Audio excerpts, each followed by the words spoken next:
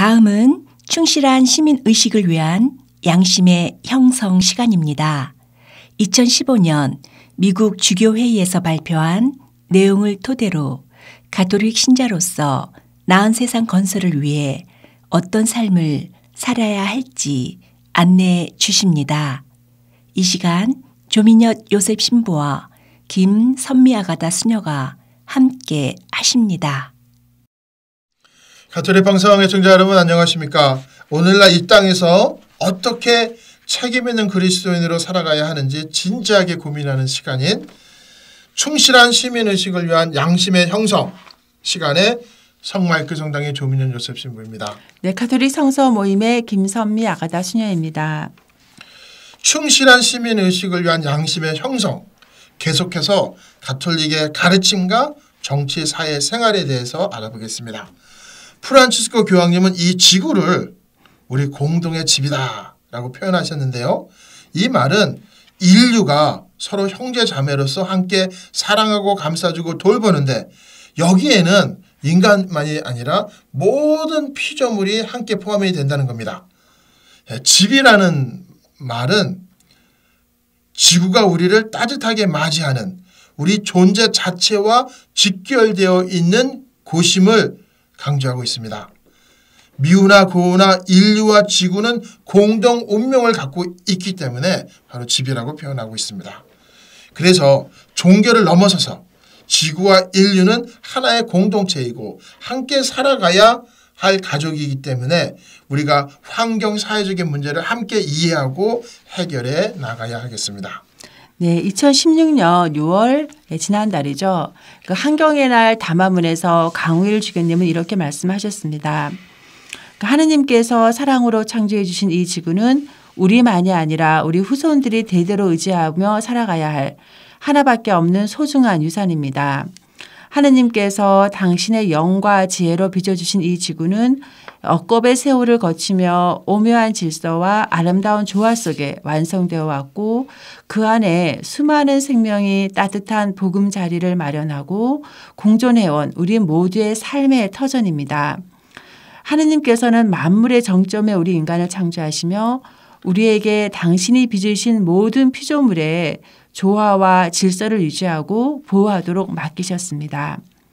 우리 인간들은 하늘을 찌르는 오만과 만용과 무지로 불과 200여 년 사이에 멋대로 수탈하고 폭행하고 짓밟아 왔습니다. 흙과 물과 공기와 생명체들 모두가 죽음에 이르는 병에 걸려 신음하고 있습니다.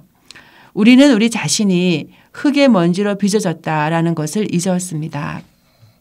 그러면서 담화문 마지막에 프란치스코 교황님께서 우리의 생태적인 회심을 촉구하시면서 적은 것이 많은 것이다 라고 말씀하십니다.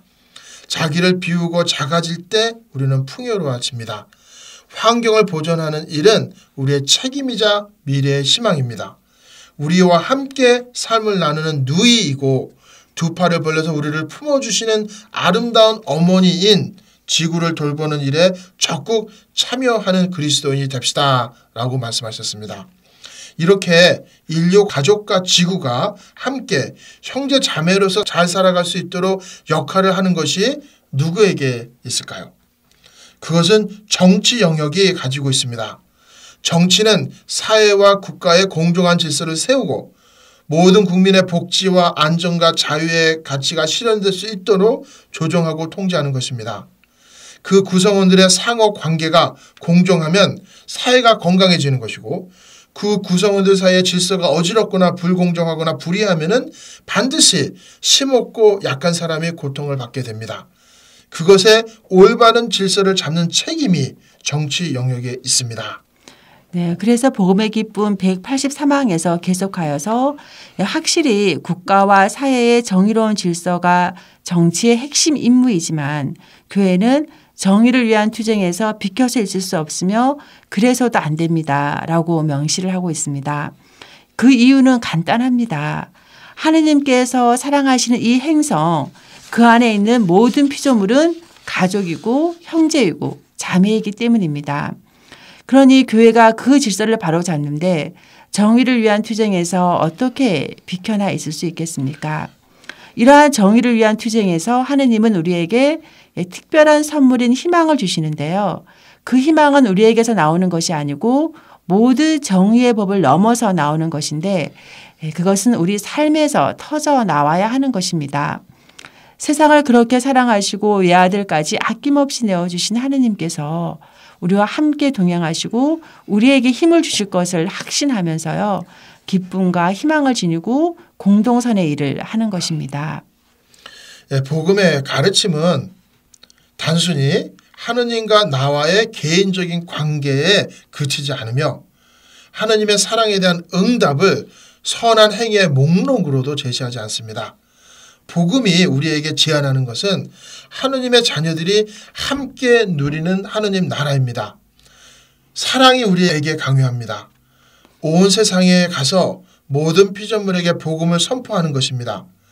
여기에서 피조물은 인간 삶의 모든 측면에 관련되는 겁니다. 그렇기 때문에 예수 그리스도의 기쁜 소식을 선포하는 사명은 보편적인 목적에 있습니다. 그 사랑의 명령이 실존의 모든 차원, 모든 개인, 공동체 생활의 모든 분야, 모든 민족들을 포함합니다. 인간적인 모든 것이 거기에 포함되는 것이죠. 네, 성경을 읽어보면 분명히 복음이 제안하는 것은 단순히 하나님과 개인적인 관계를 맺으라는 것은 아닙니다. 복음은 우리에게 이웃 사랑을 촉구합니다. 특별히 소외되고 어려운 이웃에게 사랑을 실천하라고 명령합니다. 복음의 기쁨 179항에 보면 구원의 메시지를 받아들이는 것과 참다운 형제 사이에 끊을 수 없는 유대는 여러 성경 본문에 나타납니다. 하느님의 말씀은 우리 한 사람 한 사람을 위한 강생이 형제 자매들 안에서 영원히 지속되고 있다고 가르칩니다. 너희가 내 형제들인 이 가장 작은 이들 가운데 한 사람에게 해준 것이 바로 나에게 해준 것이다. 이 구절이 분명히 말하는 것은 우리 자신에게서 벗어나서 형제 자매를 향하는 것이 절대적으로 우선된다는 사실입니다. 친히 가난하게 되신 하느님의 마음속에 가난한 이들을 위한 특별한 자리가 있습니다. 그래서 모든 그리스도인은 가난한 이들이 사회에 온전히 통합될 수 있도록 가난한 이들을 위한 하느님의 도구가 되라는 부르심을 받고 있는 것입니다. 하느님께서 가난한 이의 울부짖음을 들으신다는 성경의 수많은 말씀들은 만일 우리가 그 호소의 길을 막는다면 그것은 우리의 죄가 되고 그들과의 연대성의 결혼은 하느님과 우리의 관계에 직접적인 영향을 미친다고 가르칩니다. 가난한 이들을 돌보고 도우라는 하느님의 명령은 어쩌다가 베푸는 자선행위가 아니라 빈곤의 구조적인 원인을 직시하고 가난한 이들의 온전한 발전을 촉진하도록 일하라는 의미입니다. 모든 나라에서는 국민으로서 누릴 수 있는 인간의 권리와 존엄성, 생명과 자유, 행복을 추구할 권리를 헌법으로 명시하고 있지만 그것으로 충분하지 않습니다. 우리는 부유한 사회에 살고 있지만 그 안에 여전히 너무나 많은 사람들이 가난 속에서 생존에 필요한 것이 너무나 부족한 속에서 약하고 소외되고 목소리를 내지 못하고 위험에 노출된 채 살아가고 있기 때문입니다. 모든 이들을 위한 정의와 자유, 행복을 추구하는 것을 기본으로 하여 설립된 나라이지만 이 나라가 종종 인종이나 학력, 경제력에 의한 불평등에 의해서 차별을 받거나 불이익을 당하는 경우가 많습니다. 그럼 여러분 다음 시간에 계속해서 여러분을 찾아뵙겠습니다. 안녕히 계십시오.